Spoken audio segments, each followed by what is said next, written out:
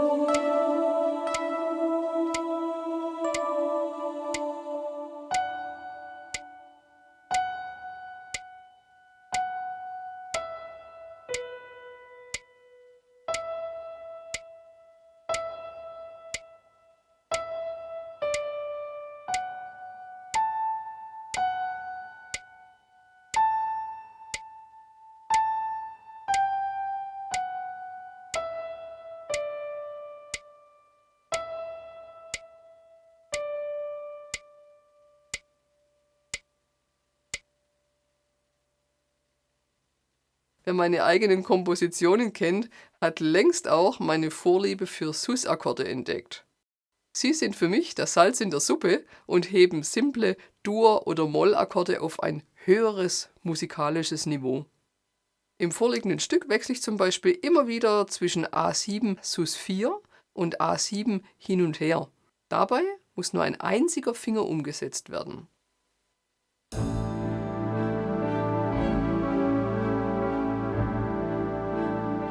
Ein anderer häufiger Wechsel ist zwischen D Sus 2 und D-Dur. Auch hier muss nur ein einziger Finger bewegt werden. Mehrmals gibt es auch einen Wechsel von G6 auf e-Moll 7. Es sind die gleichen Töne, nur in einer anderen Umkehrung. Die Slash-Chords D auf Fis und D auf A sind bequem mit 2 Fingern zu spielen. D Major 7, das ist D-Dur mit der großen Septime. Zu schwer? Letztlich kann man alles auf 3 Akkorde reduzieren. Dafür alle A7 Sus 4 Akkorde weglassen und nur A-Dur oder besser noch A7 spielen. D Sus 2 kann man weglassen, einfach dafür D-Dur spielen. Und G-Dur anstatt e-Moll 7 spielen.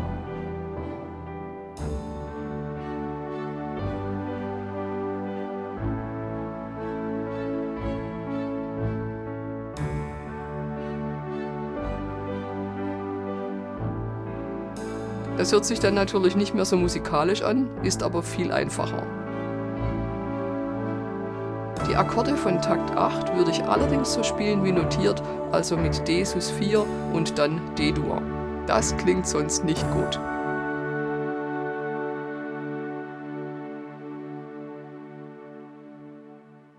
Schauen wir uns jetzt die rechte Hand an. Die ersten 8 Takte sind einstimmig, das dürfte kein Problem sein.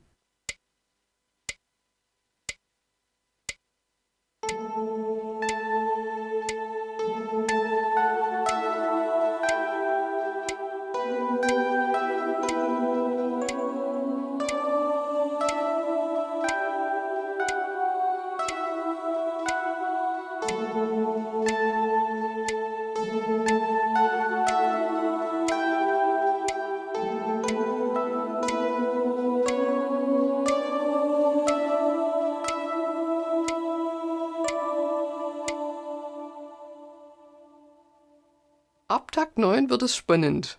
Die oberste Note wird immer ausgehalten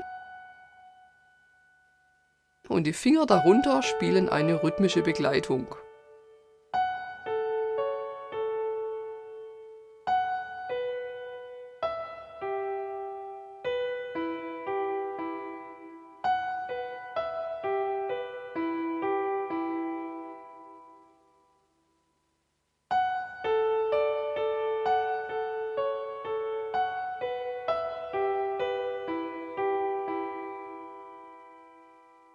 Grundsätzlich rate ich immer dazu, den bequemsten Fingersatz selbst rauszufinden und dann dabei zu bleiben.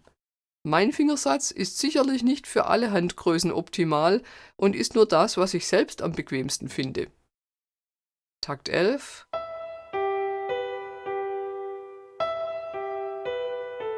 Takt 12 unbedingt mit dem Mittelfinger starten, sonst kommt ihr nicht rauf.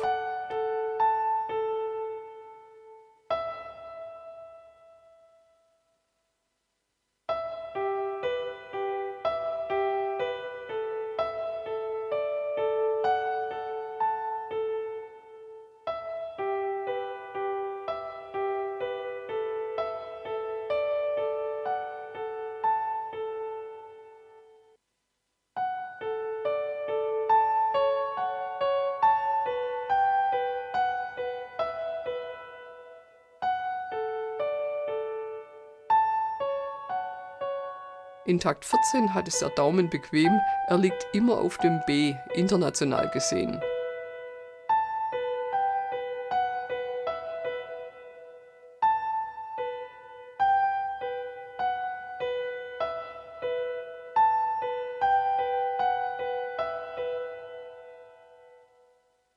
Takt 15, die rechte Hand beginnt mit dem Ringfinger.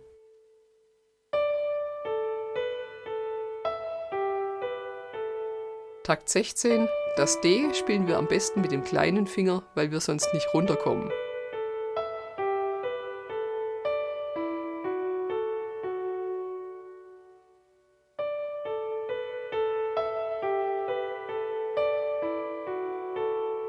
Dann wird der zweite Teil nochmal wiederholt und geht dann ab Takt 17 in den Schlussakkord über.